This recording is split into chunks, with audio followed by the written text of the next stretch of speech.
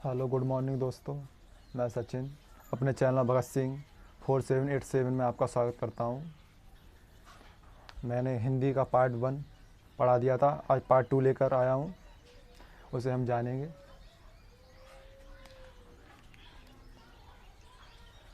हिंदी किससे विकसित हुई है?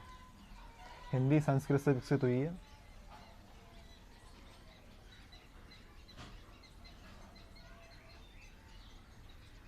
संस्कृत से। और इसके बाद संस्कृत के बाद वैदिक संस्कृत। वैदिक संस्कृत ये वेदों की भाषा है।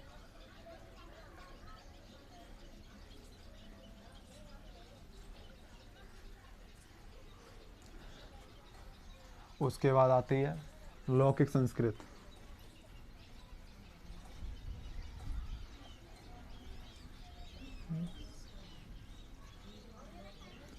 लौकिक संस्कृत लौकिक संस्कृत जानेंगे हम। ये लौकिक संस्कृत होती है लोगों की भाषा।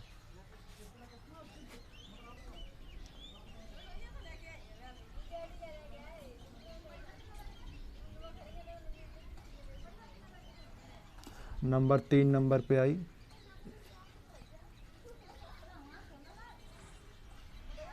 पाली।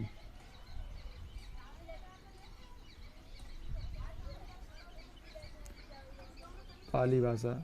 इस भाषा ये पाली भाषा है, ये बौद्ध धर्म की भाषा है। ये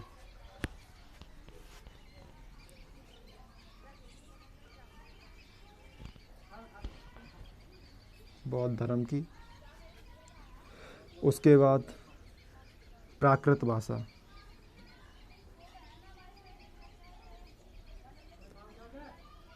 प्राकृत भाषा ये जैन धर्म की भाषा है।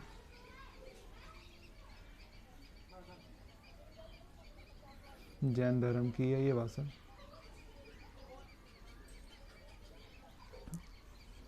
नंबर प्राकृत के भाषा आई अपभ्रंश, इसे हम जानेंगे। अपभ्रंश।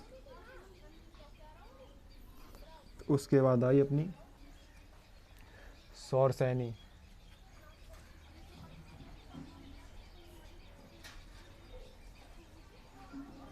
सौरसैनी सौरसैनी से हमारी बनी हिंदी भाषा। हिंदी भाषा एग्जाम में पूछ लिया जाता है कि हिंदी किससे विकसित है, तो उसमें अपभ्रंश या सौरसैनी दे रखा होगा, तो अपभ्रंश से विकसित। अपभ्रंश देगा तो अपभ्रंश मानना होगा, और सौरसैनी दे रखा होगा तो सौरसैनी बताएंगे आप। अगर ये भी कुछ नहीं दे रखा है, उसके बाद प्राकृत, उसके बाद पाली, उसके बाद लौकिक संस्कृत, उसके बाद वैदिक संस्कृत, उसके बाद संस्कृत। सबसे फर्स्ट नंबर पे आई संस्कृत, दूसरे नंबर पे वैदिक संस्कृत, तीसरे नंबर पे लौकिक संस्कृत, चौथे नंबर पे आई पाली, पाँचवें नंबर पर प्राकृत भाषा, छठवें नंबर पे अपभ्रंश, सातवें नंबर पर सौरसैनी। उसके बाद हमारी हिंदी बनी। हिंदी की लिपि हिंदी की लिपि हिंदी की लिपि देवनागरी लिपि है। देवनागरी, इसे हम देवों की भाषा ही बोलते हैं, एग्जाम में पूछ लेता है।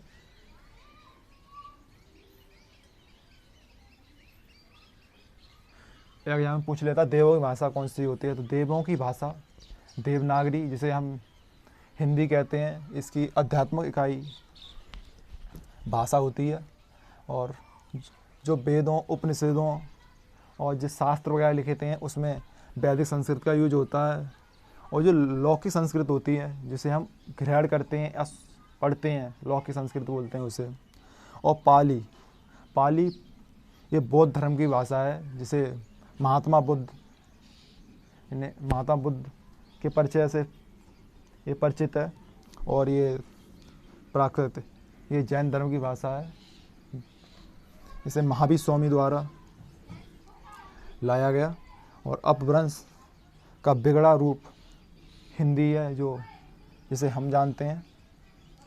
इसके बाद हम आगे जानेंगे।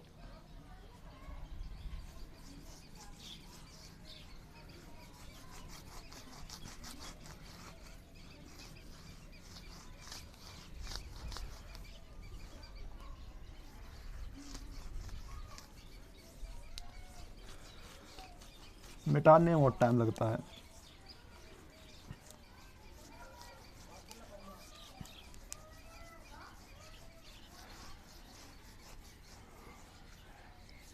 अब हम जीवा के आधार पर स्वर जान चुके थे, 3 प्रकार के होते हैं।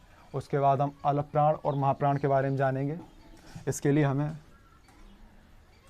स्पर्शी व्यंजन 25 पूरे लिखने होंगे, तब हम उसके बाद जानेंगे अलग प्राण कौन से होते हैं और महाप्राण कौन से होते हैं। अंतस्थ व्यंजन और ऊष्म व्यंजन के बारे में जानेंगे। नंबर 1 स्पर्शी व्यंजन को पूरा लिखते हैं। नंबर 1 का वर्ग, चा वर्ग और टा वर्ग और ता वर्ग और पा वर्ग। 5 वर्ग होते हैं। प्रत्येक लाइन में 5 अक्षर होते हैं। टोटल ये 25 होते हैं। 25 स्पर्शी व्यंजन, स्पर्शी होते हैं ये। नंबर 1 का कबूतर, खा खरगोश, गा गमला, घाघड़ी और अड़ा। इसे हम दूर दूर इसलिए लिख रहे हैं, इसमें हम आपको अलग प्राण और महाप्राण के बारे में बताएंगे। चा वर्ग, चा चिम्मिच, छा छतरी, जा जलेबी, झा झंडा, अड़ा इसे अया बोलते हैं। टा वर्ग, टा टमाटर, ठा ठटेरा, डा डलिया, ढा ढक्कन और अड़ा। ता वर्ग, ता तकली, था थन, दा दबात, धा धनुष और नानल। पा वर्ग, पा पत्ता, फा फल, बा बकरी, भावट्टी और माँ मच्छी।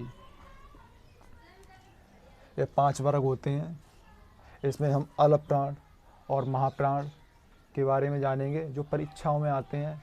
ऐसा कौन सा वर्ड, जैसे अलग प्राण की ट्रिक होती है, मैं बता रहा हूँ आपको, ज़्यादा कोई डीपली नहीं जाना पड़ेगा, आराम से याद हो जाएंगे। अलग प्राण को 135 ट्रिक है इसकी।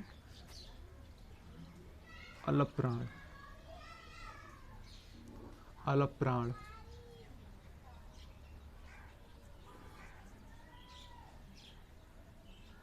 अलग प्राण 135। इसका 135 का मतलब क्या होता है मैं आपको बताऊंगा। जैसे अलग प्राण का मतलब किसी वर्ग का पहला अक्षर और तीसरा अक्षर और पंचम अक्षर, 5वां अक्षर, ये अलग प्राण होते हैं। ये पूरी लाइन अलग प्राण की होगी और ये थर्ड लाइन ये भी अलग प्राण की होगी और ये 5 लाइन ये भी अलग प्राण की होगी। अलग प्राण में और भी आते हैं कुछ व्यंजन है अलग प्राण में। अंतस्थ व्यंजन, अंतस्थ व्यंजन, अंतस्थ व्यंजन होते हैं या और र और ला और वा। अलग प्राण 135 प्लस अंतस्थ व्यंजन, प्लस कर देते हैं यहाँ पर। अलग प्राण 135 प्लस अंतस्थ व्यंजन। उसके बारे में महाप्राण, महाप्राण, महाप्राण इसकी ट्रिक है, साधारण आराम से याद कर लोगे। 24 प्रत्येक वर्ग का दूसरा और चौथा व्यंजन अलग प्राण होता है। दूसरा और चौथा, प्रत्येक वर्ग, 5 वर्ग होते हैं, प्रत्येक वर्ग का 5वां दूसरा और चौथा व्यंजन महाप्राण होता है। ये पूरी लाइन ली जाती है, वर्ग की पूरी लाइन। इसी तरीके से महाप्राण, और महाप्राण में ओष्म व्यंजन और आ जाते हैं। ओष्म व्यंजन। ओष्म व्यंजन कौन कौन से होते हैं? तीनों सा और हा। ओष्म व्यंजन तीनों सा होते हैं और हा होता है। इसे हम जानेंगे सा। इसकी ध्वनि कौन कौन सी होती हैं? नंबर 1 सा। इसकी ध्वनि होती है दंतब, दंत। इसकी ध्वनि दंत होती है। और ये पेट चीरा सा, इसकी मूर्धन्य होती है, मूर्धन्य। और ये शिवम वाला सा होता है, ये तालव्य सा होता है, ये तालु द्वारा बोला जाता है। इन तीनों की ध्वनि पूछ लेता है कौन सी ध्वनि कौन से सा में आती है, तो दंतब ध्वनि आती है, ये सीटी वाला सा होता है। और जो मूर्धन्य ध्वनि होती है ये षटकोण वाला सा होता है। और ये तालव्य ध्वनि ये अपना शिवम वाला सा होता है, इसमें आती है। और आगे चलते हैं इसी के साथ, आप स्क्रीनशॉट ले लो एक बार और आगे बताऊंगा फिर मैं इसके बाद। और इस स्रा के बारे में बता दे रहा हूँ मैं यहीं। ये स्रा होता है, ये सम्मान सूचक होता है, सम्मान सूचक। परीक्षा में पूछ लेता है, जैसे श्री दे रखा होगा, ये कौन सा वर्ड होता है, तो ये सम्मान सूचक होता है। इसके आगे पढ़ेंगे अब हम। मिटाने में और टाइम लगता है। सभी बच्चे लाइक और शेयर और फॉलो कर दें। इसी तरीके से मैं वीडियो अपलोड करता रहूँगा। नेक्स्ट वीडियो मैं रीजनिंग लेके आऊँगा, रीजनिंग की। रीजनिंग में आप जौन सा चैप्टर पढ़ना चाहते हो कमेंट करके बता देना। बहुत आसानी ट्रिकी मेथड से मैं रीजनिंग बताऊंगा। आज तक तुमने शायद ही कहीं पढ़ा हो। जौन सा चैप्टर आपको कठिन लगता हो वो चैप्टर में पढ़ाऊंगा। जानना हिंदी हम पढ़ते हैं फिर। इसमें अर्धस्वर,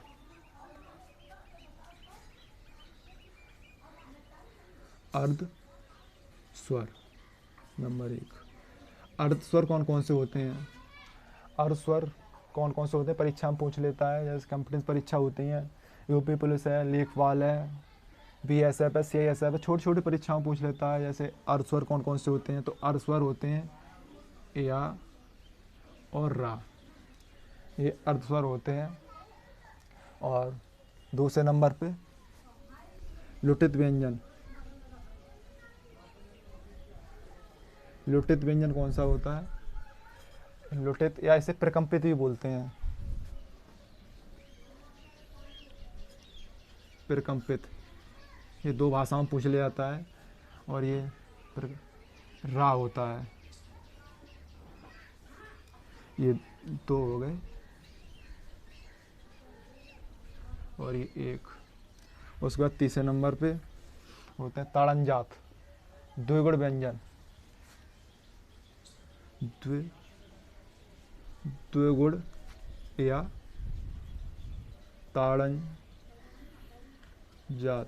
ताड़नजात व्यंजन, या इसे फेंका हुए व्यंजन बोलते हैं। इसे डा और अड़ा, डा और अड़ा बोलते हैं इसे हम, द्विगुण व्यंजन। नंबर 4 नंबर प्लुत स्वर। प्लुत स्वर के बारे में जानेंगे। प्लुत स्वर किसे बोलते हैं और इसकी ध्वनि क्या होती है और इसका उच्चारण के बारे में जानेंगे। इसमें प्लुत स्वर में 3 गुना समय लगता है। प्लुत स्वर इसमें 3 गुना समय लगता है। जैसे 3 गुना, इसे पढ़ने में 3 गुना समय लगता है। जैसे हम बोलते हैं उच्चारण के लिए, उदाहरण जैसे ओम, किसी चीज़ को काफ़ी टाइम तक दोहराना, ओम, ऐसे नमः, इस तरीके से ऐसे ओम, ये ओम, ये दीर्घ होता है, दीर्घ गुण, इसे आप पढ़ते हैं करके दो बार सोटा रोला में ये आ जाते हैं। इसका उदाहरण है, इस तरीके से पूछ लेता है कंप्यूटर परीक्षाओं में। ठीक है, फिर इसे हम मिटा रहे हैं, आगे जानने की कोशिश करेंगे। नेक्स्ट,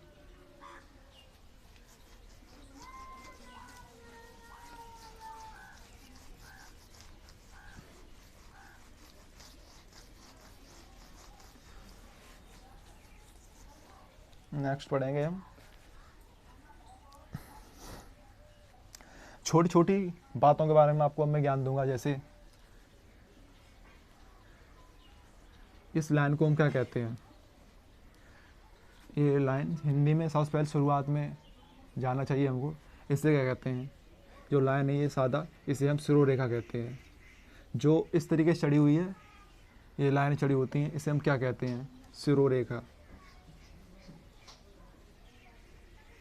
शिरोरेखा। और इसे हम बोलते हैं खड़ी पाई। ये डंडा होता है, इसमें सभी वर्डों में खड़ी पाई। वैसे इतना डीपली कर पूछेगा नहीं, छोटी छोटी परीक्षाएं होती हैं उनमें ये ज़्यादा नहीं पूछता है। और हम विसर्ग को जानेंगे। विसर्ग,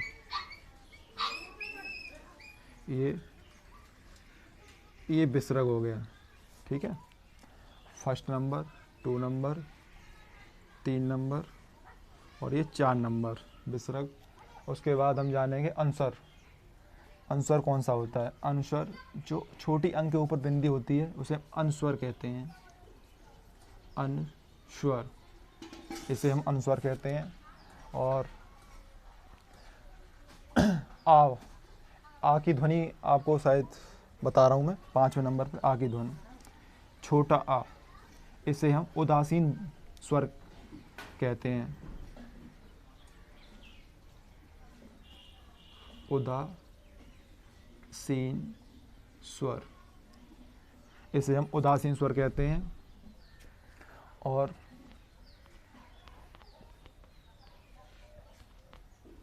टी वर्ड हो पंचम अक्षर। आप, मैं फिर मिटा रहा हूँ इसको, आप कॉपी पे नोट कर लें इसे।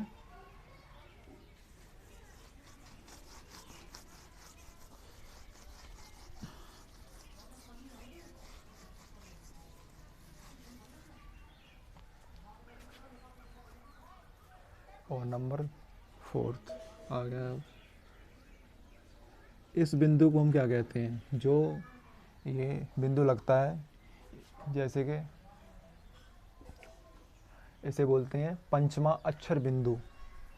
जो पंचमा अक्षर बिंदु ये का वर्ड के पीछे ऐसे का वर्ड पे लगता है, इस तरीके से, इस तरीके से, इसे हम बोलते हैं पंचमा अक्षर बिंदु।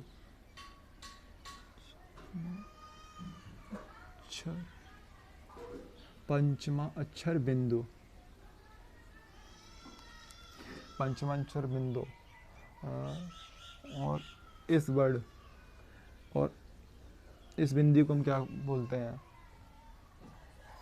इसे बोलते हैं ताड़नजात चिन्ह। ये लगता है डा और अणा, अणा पर, इसे हम बोलते हैं ताड़नजात जात, ताड़नजात बिंदु। आगे